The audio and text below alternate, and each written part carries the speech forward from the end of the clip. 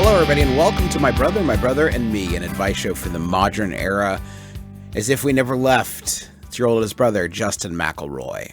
It's your middleest brother and responsible homeowner, Travis McElroy. It's your sweet baby brother and 30 under 30 media luminary, Griffin McElroy, and I do just need to point out that we did leave for like a month. We left for a grip. We didn't leave. It's the longest we've gone without recording on My Brother, and Me since April 2010 when the show launched, I believe. And there are a lot of reasons for that. Travis is now a proud homeowner, and I'm very excited about that. I had diarrhea for like 2 weeks. Griffin was a proud diarrhea owner. I died on the Oregon Trail, and Justin's just been just been exploring his, body. I finally got my middle school body, and I'm exploring all the different hair that I have now. Just so everybody knows, as we're doing more live shows and stuff, our plan will not be the situation going forward will not be that we'll just dump them all at once. We did hope to keep some of this in the coffer. It's just life.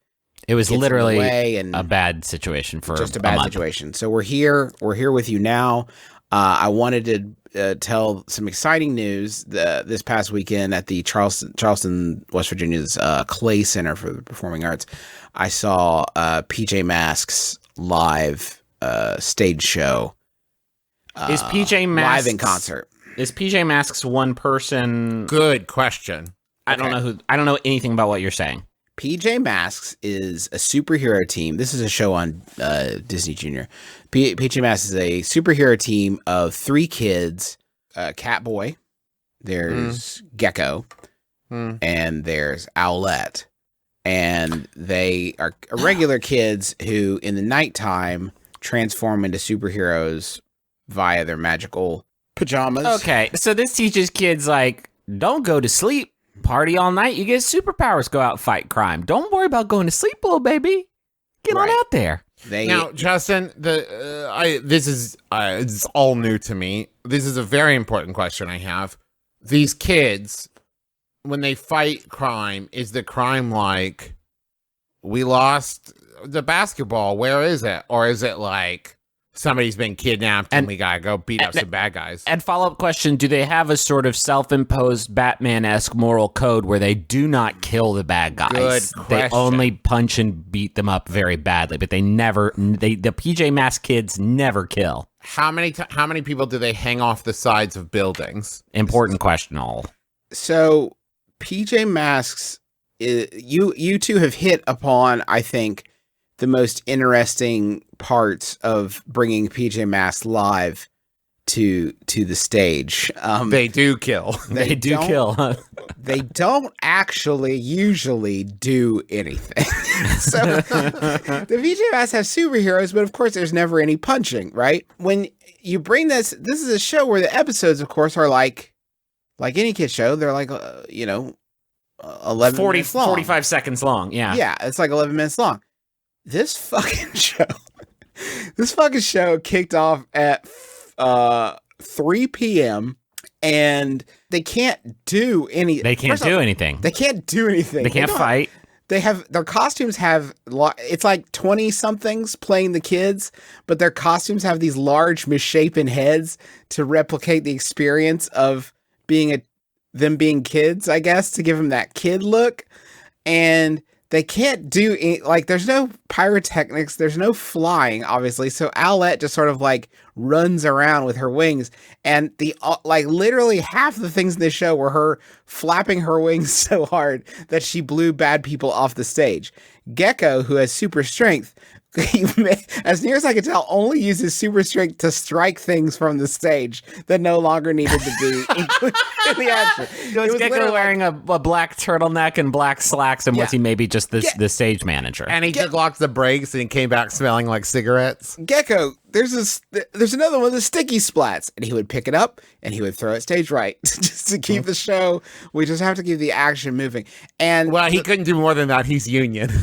The 3 villains claimed a playground for their own, and the PJ Masks were not down with that.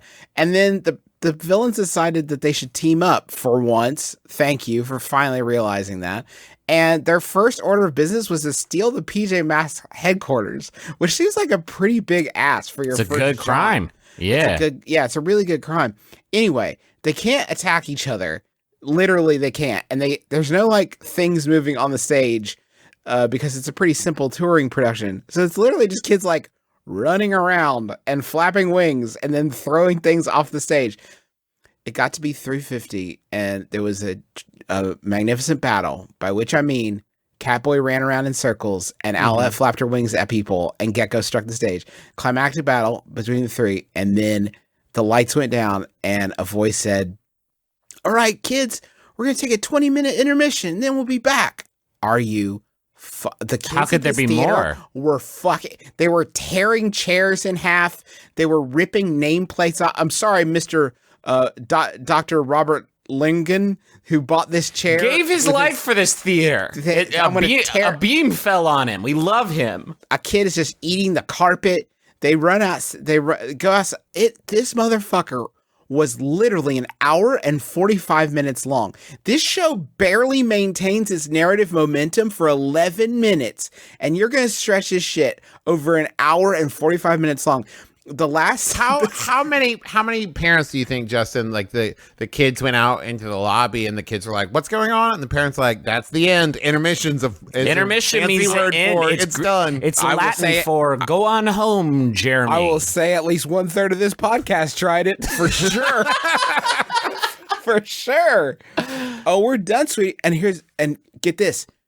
Because it's like a fancy schmancy place, you can't bring drinks or snacks into the theater. So what you had was kids had been bought sodas, were told they couldn't bring them into the theater, and then just stood outside before Act 2, just pounding soda and sugar, and then putting them back in for Act 2.